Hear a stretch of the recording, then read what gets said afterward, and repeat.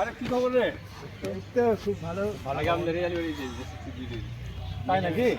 Selected কিসে SF CRPF Assam rifle CSF serious কবে হলো রে মুকেশ?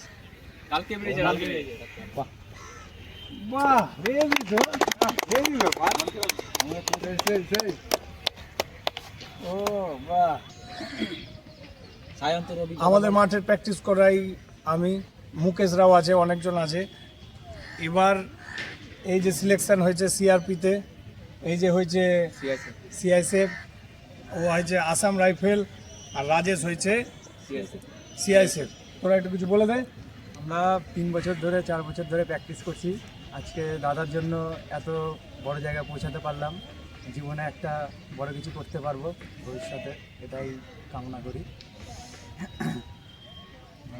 আমাদের এই যে সুফলদা আর এই যে গায়ে হাত মুকেশ দিচ্ছিস দা, কেন? সুফলদা মুকেশ দা প্রত্যেকটা পদক্ষেপে আমাদেরকে মাঠের জন্য ফিজিক্যালের জন্য যা যা করণীয়, দৌড়ানো, স্ট্রেচিং, যা যা করণীয়, ব্যায়াম ট্যায়াম সব কিছু করিয়ে আমাদেরকে অনেক সাহায্য করেছে এনারা। তো আজকে এদের জন্যই আমরা মানে এই 4 জন না, মানে আরও আমরা অনেকজন ছিলাম। তো আমরা কালকে যখন রেজাল্ট দিয়েছে তো আমরা এই 4 জন সিলেক্টেড হয়েছি আপাতত। তো অনেকজন ছিল, তারাও ফিজিক্যাল মেডিকেল সব পাস করেছে।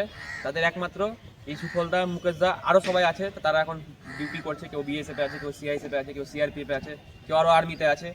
তো ইনারা আজকে না থাকতে গেলে আমরা আজকে এই জায়গায় আসতে পারতাম না। তো সবাই দুজন হাততালি দাও একটা সবাই।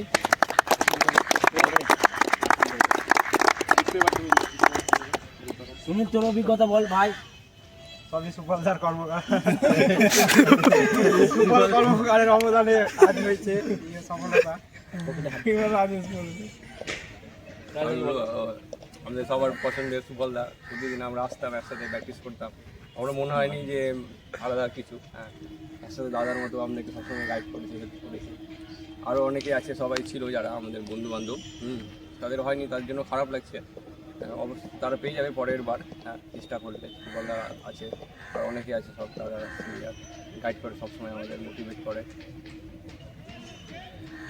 আমি চাই সবাই আসুক, যাদের হয়েছে তারা যাদের ছুটি যেদিন পাবে সেদিন একটু মাঠে আসবে। যারা এখনও পেয়েছে তারা কেউ কেউ আসছে, কেউ কেউ আসছে না, সময় পেলে যাদের তারাও আসে, আর যাদের হয়নি তারাও আসবে। আর এরা যে 4 জনের হয়েছে এদেরকে বলবো একদিন মাংস ভাত খাইয়ে দিতে সবাই, পিকনিক দিয়ে হবে তো।